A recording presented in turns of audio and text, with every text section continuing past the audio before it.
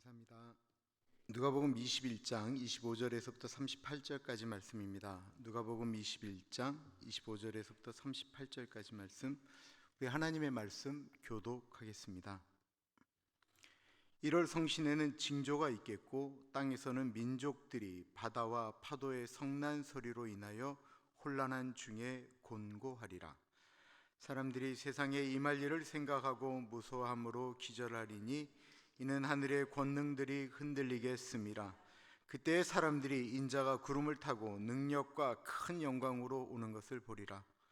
이런 일이 되기를 시작하거든 일어나 머리를 들라 너희 속량이 가까웠느니라 하시더라. 이에 비유로 이르시되 무화과 나무와 모든 나무를 보라. 삭신하면 너희가 보고 여름이 가까운 줄을 자연히 아나니 이와 같이 너희가 이런 일이 일어나는 것을 보거든 하나님의 나라가 가까이 온 줄을 알라. 내가 진실로 너에게 말하노니 이 세대가 지나가기 전에 모든 일이 다 이루어지리라. 천지는 없어지겠으나 내 말은 없어지지 아니하리라. 너희가 스스로 조심하라. 그렇지 않으면 방탕함과 술취함과 생활의 염려로 마음이 둔하여지고 뜻밖의 그날이 덫과 같이 너희에게 임하리라. 이날은 온 지구상에 거하는 모든 사람에게 임하리라.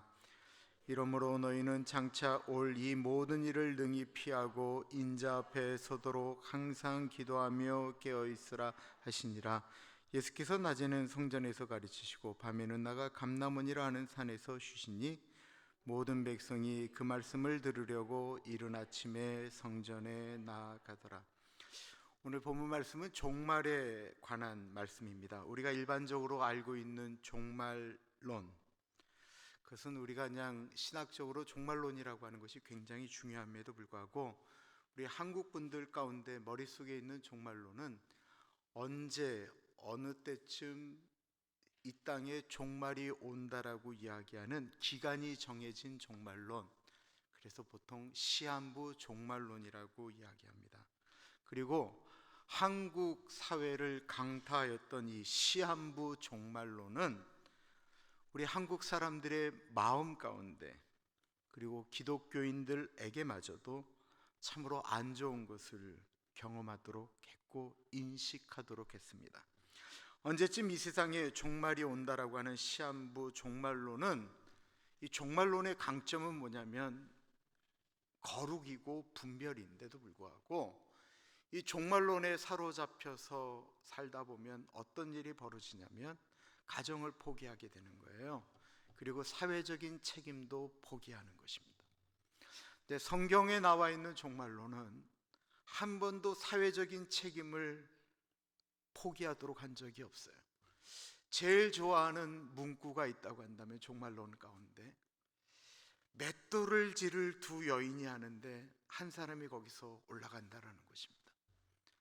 밭에서 일을 하는데 두 사람이 일을 하고 있는데 밭에서 한 사람이 올라간다라는, 그것은 뭐냐면 삶의 현장 가운데서 주님의 일을 감당하다가 종말을 경험하는 것이죠. 그런데 한국에서 이야기하는 이 종말론 때문에 종말론이 참 위험한 것인가라는 생각이 드는 것입니다. 종말론은 필요 없는 것일까요? 절대로 아니다라는 거예요. 왜 그렇습니까? 성경은 끊임없이 예수님이 다시 오심을 말씀하고 있고 종말에 대한 경고를 하기 때문에 그렇습니다. 그럼 이 세상이 마지막을 맞이하게 될 때에 예수님이 오실 때는 어떤 일이 일어날까요? 25절 26절을 보십시오. 1월 성신에는 징조가 있겠고 땅에서는 민족들이 바다와 파도의 성난 소리로 인하여 혼란한 중에 곤고하리라. 사람들이 세상에 임할 일을 생각하고 무서워함으로 기절하리니 이는 하늘의 권능들이 흔들리게 했습니다. 25절에 보면 1월 성신에 징조가 있겠다라고 표현하는데 1월 성신이 뭐죠? 해와 달과 별을 1월 성신이라고 이야기하는 거예요. 해와 달과 별에 나타나는 징조가 무엇이겠습니까? 오늘 본문과 쌍둥이 본문이라고 이야기할 수 있는 마태복음 24장 29절은 이렇게 이야기하고 있습니다. 한번 같이 읽어보겠습니다. 시작. 그날 환란 후에 즉시 해가 어두워지며 달이 빛을 내지 아니하며 별들이 하늘에서 떨어지며 하늘의 권능들이 흔들리리라.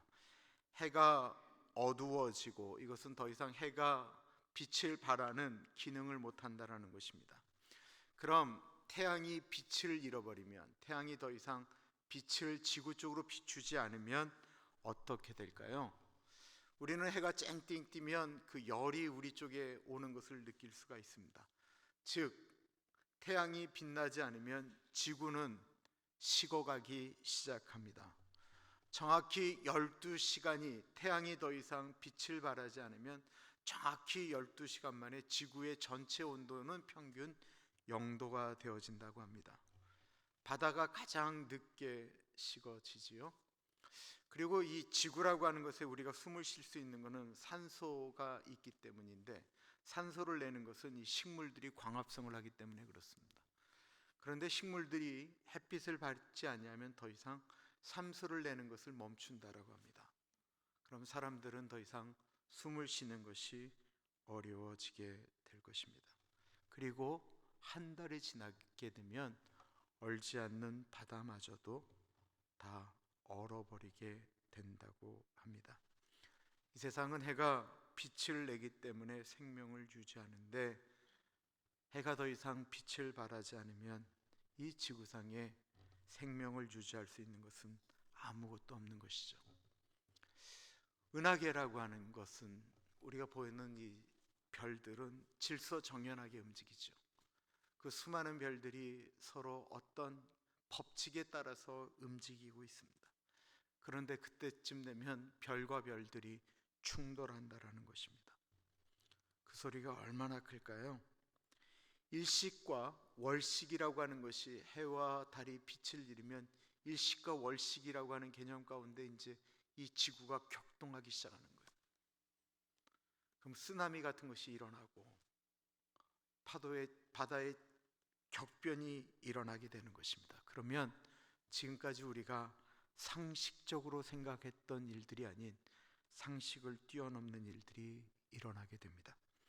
베드로서 3장 10절은 이렇게 이야기하고 있습니다. 그러나 주의 날이 도둑같이 오리니 그날에는 하늘이 큰 소리로 떠나가고 물질이 뜨거운 불에 풀어지고 땅과 그 중에 있는 모든 것이 드러나리로다.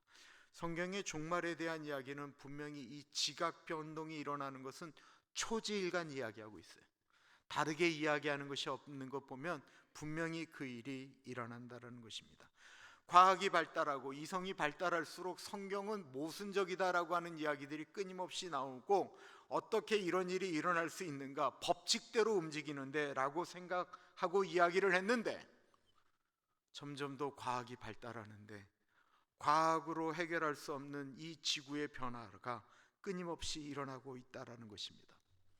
굳이 하늘의 별이 떨어지지 않더라도 한 사람의 지도자가 마음 먹고 단추를 하나 누르게 되면 그거 하나로도 지구가 진동할 수가 있습니다. 그 단추가 핵폭탄을 터뜨리는 단추라면 말입니다. 우크라이나를 향해서 만약에 핵폭탄을 쏘는데 그 핵폭탄이 우크라이나를 조금 더 벗어나서 접경 지역에 있는 폴란드에 떨어진다라고 하면, 폴란드에는 미군이 지금 집결하고 있습니다. 이미 집결하고 있고 폴란드는 거기에 미군 기지가 이미 있어요. 독일과 갈등을 겪을 때 미군의 주력 부대가 이미 폴란드로 움직였습니다. 그러면 진짜 핵전쟁이 일어나게 되는 것입니다. 점점 더 1.1핵도 틀리지 않는 성경의 말씀이 현실처럼 느껴지는 일들을 우리는 뉴스를 틀 때마다 보고 있습니다. 세상에 로마서에 있는 말씀처럼 남자가 남자를 사랑하고 여자가 여자를 사랑하는 일들이 은밀히 자행되어지는 것이 아니고 이제 공공연하게 텔레비전에 드라마로 나오기 시작했습니다. 그런 시대에 만왕에 와신 예수님이 오신다면 어떤 모습으로 오실까요? 27절을 보십시오. 그때 사람들이 인자를 구름을 타고 능력과 큰 영광으로 오는 것을 보리라. 이것에 대해서 뭐 사람들은 비유다 뭐다 뭐 그렇게 많은 얘기를 하고 있어요. 뭐 예수님이 어떻게 오실지 모르겠지만 저는 성경대로는 믿어요. 마일 구육간에 예수님이 오실 땐 가장 비참하고 초라한 모습으로 오셨습니다. 아무도 예수님을 환영하지 않았죠. 얼마나 예수님을 환영하지 않았으면 하늘에 있는 천군 천사들이 너무 견딜 수가 없어서 그 지경에 목자들이 밖에서 밤에 자기 양떼를 지킬 때 그들을 찾아가서 제발 아기 예수가 말구에서 오셨으니까 가서 좀 영접하라고 이야기를 했습니다. 그러나 예수님께서 재림하실 때는 그런 모습으로 은밀하게 오지 않으신다라는 것입니다. 그때는 구름을 타고 능력과 영광 가운데 오신다라고 이야기하고 있습니다. 아까 우리가 불렀던 찬양처럼 하나님의 나팔 소리가 울리고 천사장의 소리와 모든 것들이 지각 변동을 일으킬 때 예수 그리스도께서 영광 가운데 오신다라는 것입니다. 우리는 그날을 기다리며 살아가는 사람들입니다. 그날이 오기까지 예수 믿는 사람들은 성경에 보면 핍박을 받는다라고 이야기하고 있습니다. 어려움을 겪습니다. 예수 제대로 믿고 살면 삶이 그렇게 편할 수가 없습니다. 사람들은 너희가 믿는 하나님이 어디 있느냐라고 조롱합니다. 왜 그렇게 눈에 보이지도 않는 하나님을 섬기겠다라고 그렇게 바보같이 사느냐라고 이야기합니다. 제가 중보기도 하는데 어느 분이 전화 상담으로 이런 얘기를 했습니다. 본인이 LA 관제탑에 있는 유일한 이성애자라는 거예요. 무슨 얘기인지 이해되세요? 관제탑에 있는 모든 사람들이 동성애자라는 거예요. 한 사람이 들어왔을 때 받아들였더니 또 다른 사람이 들어오고 또 들어오고 또 들어와서 자기가 유일한 이성애자라는 거예요. 어떻게 해야 됐으면 좋겠냐라고 해서 끝까지 버텨야지 왜 나갈 생각을 하냐고 말씀드렸어요. 예수 믿는 사람들이 널널하게 생각하고 움직일 때 지금 시대는 이렇게 바뀌어 가고 있습니다. 그런데 그런 때에 예수님이 오신다라는 것입니다. 그날이 오면 어떻게 됩니까? 28절은 이렇게 이야기하고 있습니다. 이런 일이 되기를 시작하거든 일어나 머리를 들라 너희 속량이 가까웠느니라 하시더라. 수많은 사람들이 그리스도의 향기를 펼치기 위해서 그리스도의 편지가 되기 위해서 머리를 숙이고 겸손하게 살아갑니다. 어쩔 때는 예수를 믿는 것이 죄인인 것처럼 고개를 숙이고 살아갔습니다. 그러나 주님이 오시는 그날에는 당당히 머리를 들게 될 것입니다. 그때는 생명책에 기록한 대로 우리들의 이름을 부르실 것입니다. 인철아. 그러면 그때 우리는 머리를 힘차게 들고 주님 제가 여기 있습니다 고백하게 될 것입니다. 그때는 데살로니가에 있는 것처럼 주 안에서 잠자던 자들이 먼저 일어나고 살아남은 자들이 저들과 함께 공중에서 주님을 만나게 될 것입니다. 성경은 이 장면을 끊임없이 말씀하고 있습니다. 이것은 우리에게 삶의 희망을 줍니다. 이런 일이 어째 일어나게 될까? 성경은 시한부 종말론을 말씀하시는 것이 아니고 종말론을 생각하는 사람들은 어떤 상황을 보면서 그것을 기억하라고 말씀하고 있습니다. 29절부터 봅니다. 이에 비유로 이르시되 무화과 나무와 모든 나무를 보라. 싹이 나면 너희가 보고 여름이 가까운 줄을 자연히 아나니 이와 같이 너희가 이런 일이 일어나는 것을 보거든 하나님의 나라가 가까이 온 줄을 알라. 내가 진실로 너희에게 이르노니 이 세대가 지나가기 전에 모든 일이 다 이루어지리라. 천지는 없어지겠으나 내 말이 없어지지 아니하리라. 무화과 나무가 여러 나무가 겨울이 되면 잎사귀가 떨어지면 마치 죽은 것 같은데 그것이 죽지 않은 것을 나타내는 것은 어느 순간에 이렇게 싹이 나는 거예요. 싹이 나고 이파리가 나고 열매를 맺기 시작하면 여름이 이제 오는 것을 아는 것처럼 성경이 말씀하고 있는 여러 징조들이 나타나는 것을 보면 그 징조를 보고 때가 가까웠구나 라고 생각하며 긴장하며 살라고 말씀하고 있는 것입니다. 주님께서 말씀하신 징조의 가장 대표적인 것은 가짜들이 나타난다라는 것입니다. 얼마나 많은 예수님이 많이 나타나는지 모르겠어요. 이만희 씨가 재림 예수라고 하잖아요. 한 15년 전에는 JMS 정명석, 그리고 그보다 10년 전에는 하나님의 성의 안상홍 증인의, 통일교 문선명, 수많은 가짜들이 나타났다 사라지고 있습니다. 민족과 민족이, 나라가 나라를 대적합니다. 지금 우리가 경험하고 있는 사건들이 다 그런 사건입니다. 그리고 또 보는 것이 있다고 한다면 지진과 기근입니다. 오늘날 지진이 일어나고 있는 빈도수는 20세기에 비한 10배가 넘어가고 있습니다. 큰 지진이 오면 그냥 도시가 무너지는 것은 예사입니다.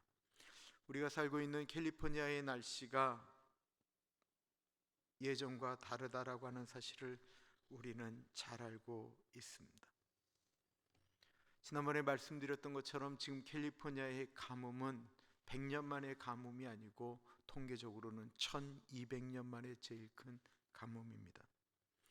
뉴욕에는 토네이도라는 것이 없었습니다. 그런데 이상 기온으로 인해 뉴욕의 때때마다 토네이도가 시를 위협하고 있습니다. 이상 기온으로 인해서 처처의 기근이 일어나고 있습니다. 이것은 자연적인 현상이라고 한다면 사회적인 현상을 보십시오. 19세기에는 전 세계를 얘기하는 거예요. 전 세계에 15쌍이 결혼을 했으면 오직 한 가정이 이혼을 했다고 합니다. 지금은 세계적으로 2쌍이 결혼하면 한 쌍이 이혼을 합니다. 동성결혼이 합법화된 것은 이미 오래전이고요. 캐톨릭 나라들도 이미 바뀌기 시작했습니다. 그리고 곧 이런 이야기가 나오지 않을까요? 동성 간의 결혼도 합법화되는데 왜 일부 일처야 되느냐라고 하는 것입니다. 일부 다처를 막을 수 있는 방법이 별로 없어요. 유전적인 문제로 이야기한다고 한다면 동성애도 되는데 왜 사촌 간의 결혼은 안 되냐라고 이야기할 가능성이 높습니다. 사람이 동물의 수준으로 떨어지기 시작하는 겁니다. 그런데 우리 사람은 쾌락을 위해서라면 동물보다 더한 짓을 합니다. 그러니까 동물하고 관계를 맺는 수간이 합법화되는 거예요. 사람이 동물 수준으로 내려가는 걸 아무 이상하게 생각하지 않는 거예요. 하나님의 형상을 가진 인간이 동물의 수준으로 내려가는 걸 주저하지 않고 이것이 법으로 합법화된다라는 것입니다.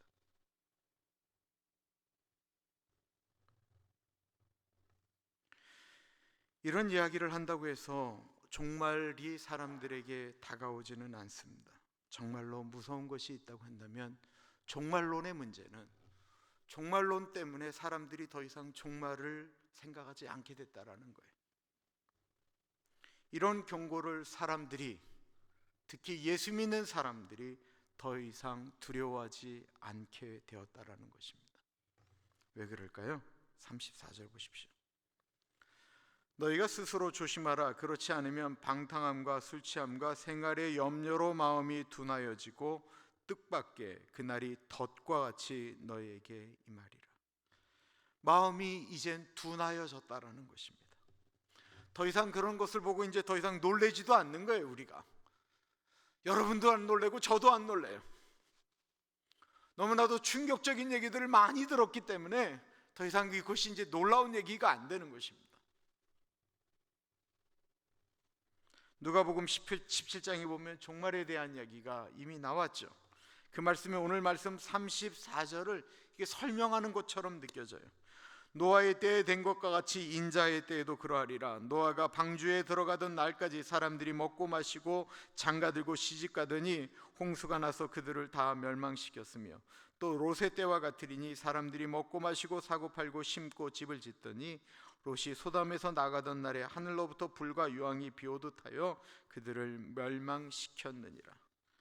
여기에 보면 먹고 마시고 장가들고 시집가고 사고 팔고 집을 짓는 이야기가 나와요. 그런데 이것은 우리가 지금까지 하고 있는 일이고 앞으로도 해야 될 일이에요. 도대체 총각이 장가가는 게 뭐가 문제입니까? 처녀가 시집가는 게 뭐가 문제예요? 우리가 사고 파는 게 뭐가 문제고, 집을 짓는 게 뭐가 문제고, 집을 파는 게 뭐가 문제입니까? 문제될 게 아무것도 없어요. 우리가 마땅히 감당해야 될 일인데 이게 종말하고 무슨 상관이 있냐라는 거예요. 아무런 문제가 없는 얘기예요. 그렇다고 한다면 무엇이 문제입니까? 노아의 때 사람들이 장가가고 시집가고 먹고 마시고 일하는 것이 하나님이 마땅히 하라고 하신 명령이지만 사람들은 그것을 위해서 하나님을 버렸다라는 거예요. 그것이 전부가 되어지는 순간 사람들의 마음은 둔해지기 시작했다라는 것입니다. 오늘날 수많은 기독교인들의 둔하여짐은 그것이 어느 순간 전부가 되어지기 시작했기 때문에 그렇습니다. 1950년 미국의 무신론자는 놀랍게도 0%로 나왔습니다. 2009년에는 미국의 무신론자는 19%가 됐고요. 얼마 전 조사에 의하면 26%가 되었습니다. 기독교인을 얘기하는 게 아니고요. 신이 존재하지 않는다라고 얘기하는 게 미국의 26%가 됐어요. 하나님은 죽었다라고 하는 니체의 이야기가 이제 되살아나기 시작했습니다. 영원하다라고 하는 것이 사람들의 머릿속에 사라지기 시작했고, 심판이라고 하는 하나님이라고 하는 존재가 사라지기 시작했습니다. 처처에 지진이 일어나고 전쟁이 일어나도, 민족이 민족을 말살하고 기근이 일어나도 이 미국에 사는 사람들의 절대적인 문제는 우리와는 아무 상관이 없다라는 것입니다.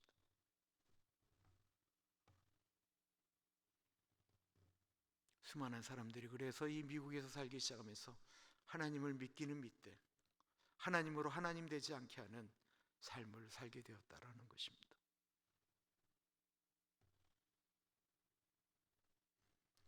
정말 심각한 것은 이런 일들이 예수 안 믿는 사람들에겐 그렇다 하지만 우리 기독교인들에게 일어나고 있다라는 것입니다. 하나님, 나를 좀 내버려 두십시오. 나 하고 싶은 대로 하고 살겠습니까? 내가 사랑하는 여자가 예수를 믿건 안 믿건 내가 사랑하는 여자이니까 이 결혼에 대해서 하나님 상관하지 마십시오. 하나님이 이것에 대해서 만약에 이야기하신다고 한다면 나는 하나님을 버리겠습니다. 이게 멋지게 이야기되기 시작합니다. 예전에는 장사하는데 그래도 예수 믿는 사람들이 기준이라는 것이 있었어요.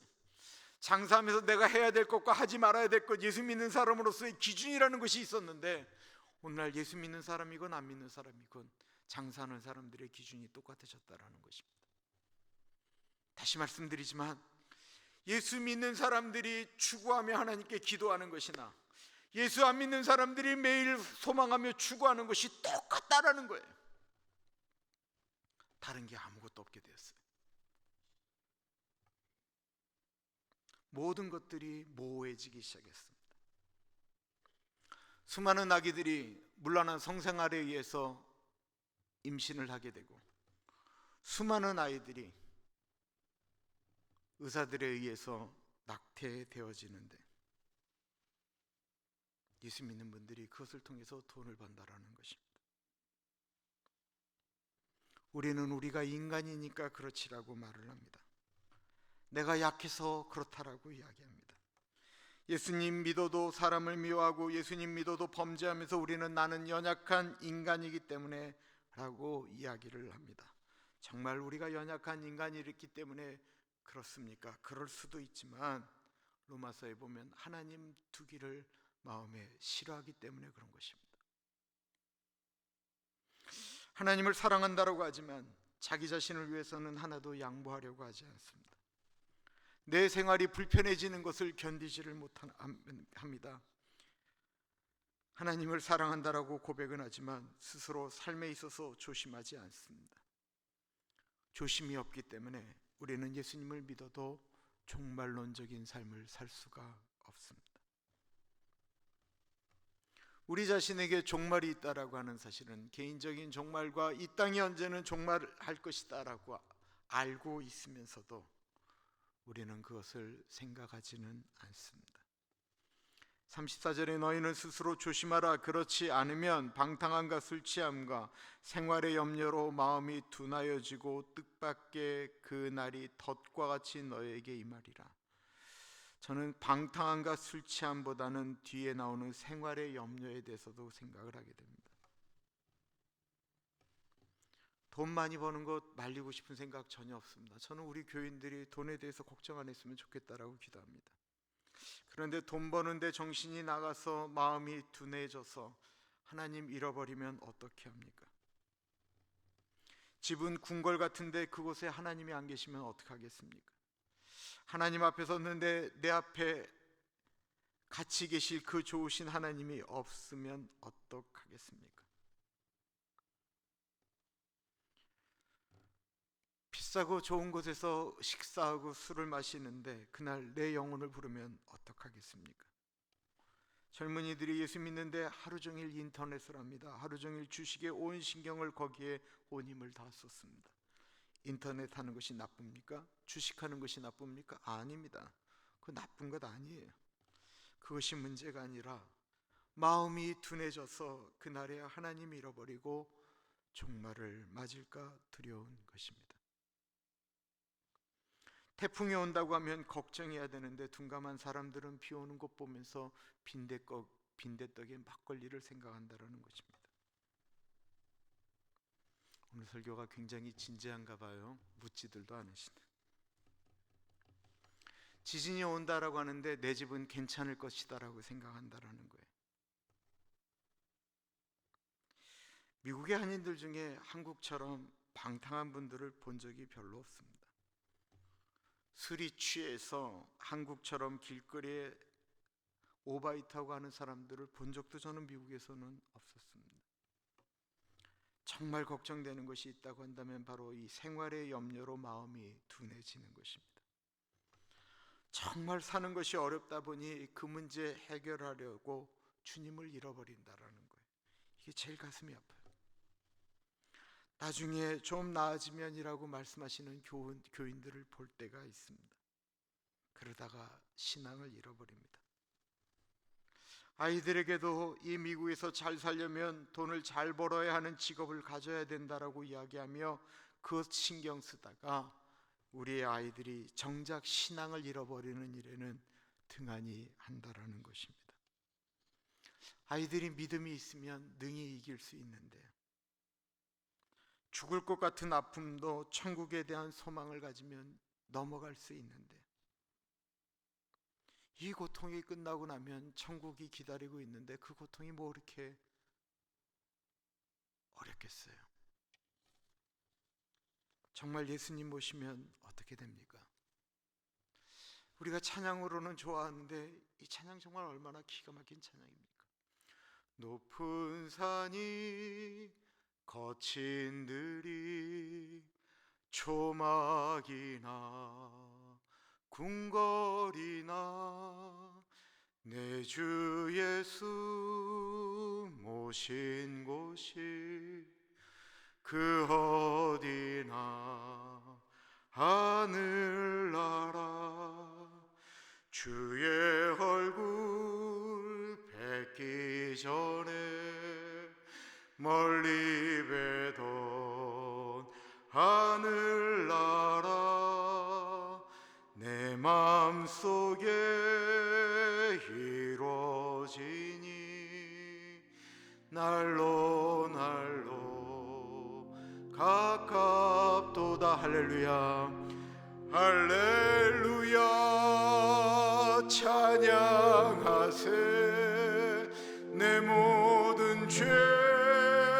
사함 받고 주 예수와 동행하니 그 어디나 하늘나라 높은 산이 거친 들이 초막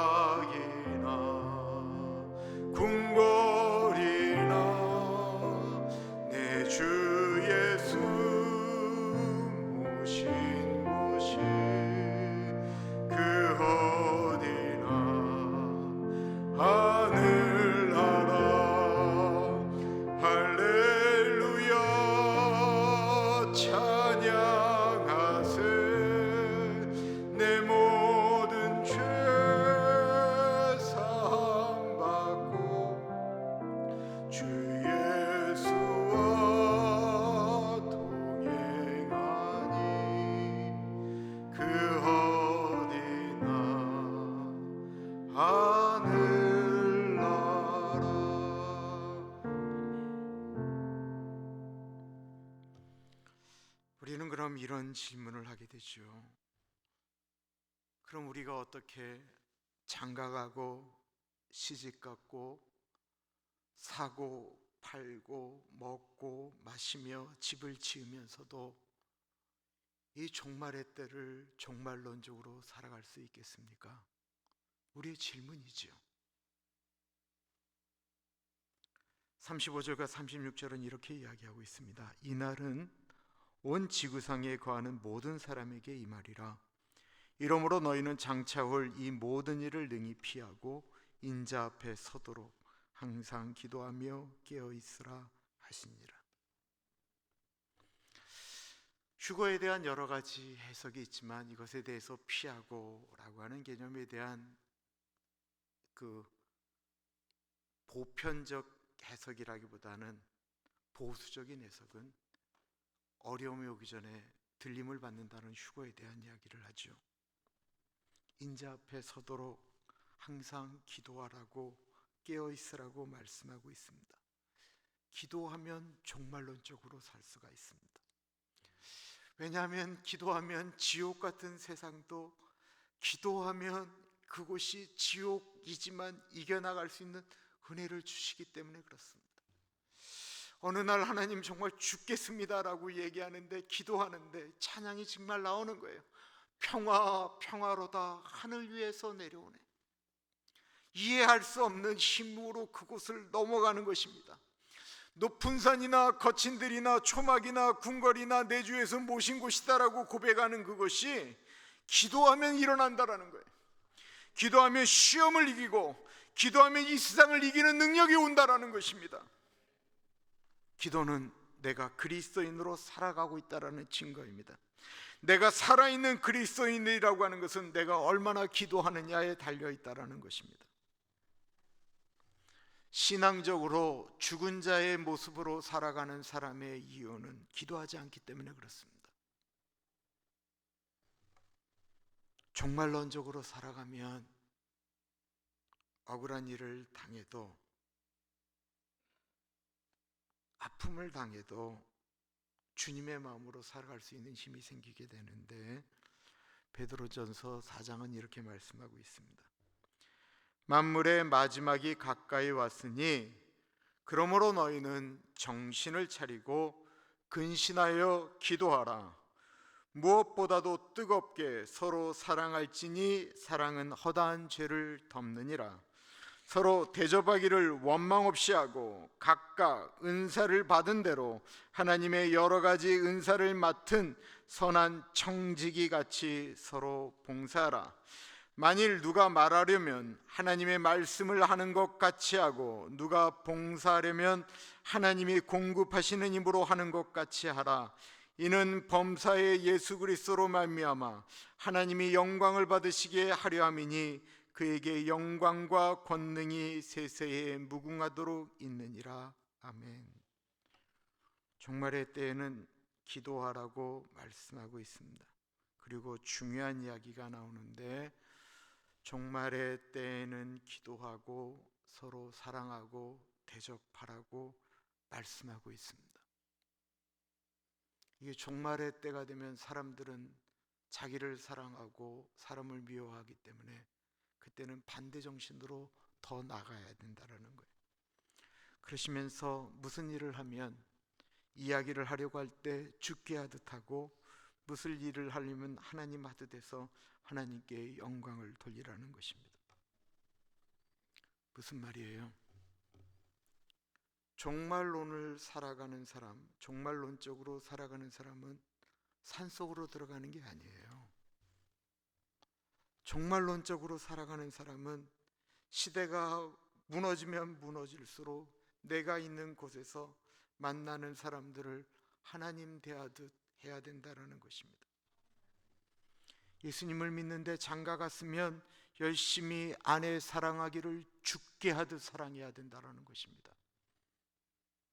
아니, 이때 아멘을 과부이신 이정희 권사님만 하시면 어떡하자라는 거예요? 다시 제가 한번 해볼게요. 다시 한번. 권사님은 하지 않아. 나 참 예수를 믿는데 장가를 갔으면 열심히 아내 사랑하기를 죽게 하듯 해야 된다라는 것입니다. 이게 참 어려워지는데 당신이라도 아멘을 크게 해야 되지 않겠어요? 시집 갔는데 남편 사랑하기를 하나님께 하듯 해야 된다라는 것입니다. 팔고 사는 일이 정직해야 된다라는 거예요. 하나님 앞에서 사는 사람답게 먹고 마시는 일에도 부끄러워서는 안 된다라는 것입니다. 언제 우리는 개인적으로 혹은 이 세상 모두 주님 앞에 설 때가 있게 될 것입니다. 먼저가 믿음의 선배들과 함께 우리는 주님 앞에 서게 될 것입니다. 그럼 지금부터 우리는 주님 앞에 서는 연습을 해야 될 것입니다. 그 연습은 다른 것이 아니고요, 베드로서 마태복음에 있는 말씀을 보면 우리가 만나는 모든 사람들은 성경대로라고 하면 작은 예수라는 것입니다. 예수님의 형상을 닮은 사람이라는 거예요. 그들을 대할 때 주님 대하듯 하라고 말씀하고 있습니다. 내가 정말 보기 힘든 사람도 작은 예수라는 거예요. 쉽지 않죠. 쉽지는 않습니다. 성경이 그렇게 말씀하고 있습니다.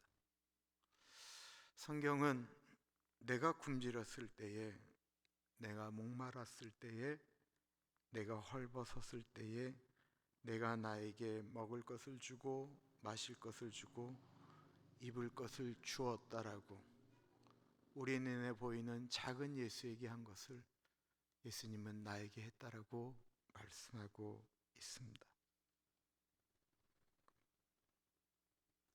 여러분, 오늘 아침에 우리 문도진 목사님이 이런 질문을 던졌어요. 나의 삶이 마지막 하루라면 무엇을 하시겠습니까? 오늘 나에게 마지막 한 끼를 먹으라고 하면 어떤 걸 먹겠습니까? 말씀하신데 진짜 고민이 됐어요. 나에게 하루가 남았다고 한다면 뭘 할까? 나도 그냥 이렇게 생각해 보니까 마지막 하루라는 게 나에게 있어서 그냥 교회로 출근을 할 것 같아. 루틴하게 새벽 예배 드리고 기도하고 내가 가지고 있는 일을 가다가 주님 만날 것 같아. 그 장소가 예수님이 나에게 평상시에도 원했던 장소지, 그리고 나의 마지막 날에도 원했던 장소가 아닐까 싶어요. 문도지 목사님은 굉장히 가정적이신 분 같아요. 마지막 한 끼는 집에서 아내가 해주는 밥을 먹겠다라고 하는데 저는 교인들이 해주는 밥이 훨씬 더 맛있습니다. 나의 마지막 끼는 우리 교인이 해주는 걸 먹지 않을까? 라고 생각을 했어요. 우리는 종말의 시대에 똑같이 살아가는 거예요. 그런데 똑같이 살아가는 것에 의미를 부여하는 것입니다. 내가 만나는 사람, 내가 하는 일에 의미를 부여하고 사는 것이 종말의 시대에 종말론적으로 살아가는 우리의 모습입니다. 종말론적으로 살아가기 때문에 우리의 가정이, 우리의 교회가, 이 땅이 더욱더 푸른 예수의 계절이 오기를 간절히 기도합니다. 기도하겠습니다. 참으로 존귀하신 하나님 아버지, 사람들도 모두 세상이 말세라고 이야기합니다. 주님, 우리는 징조를 보면서도 때를 분별하겠지만 주님, 우리가 설령 사람들이 모두 편안하다 라고 이야기하는 화평의 시대에서도 주님, 우리는 종말론적으로 살아가겠습니다. 무슨 일을 하든 죽게 하듯 하고 어떤 사람을 만나든 주님 만나듯이 대할 수 있는 마음, 그 마음을 우리에게 주옵소서. 지금은 우리 주 예수 그리스도의 은혜와 우리를 너무나도 사랑하셔서 하나밖에 없는 아들을 넉넉하게 보내주신 하나님 아버지 그 크신 사랑하심과 성령 하나님의 감화감동 역사 충만 교통하심의 놀라운 은혜가 주님, 나에게 주어진 그 자리에서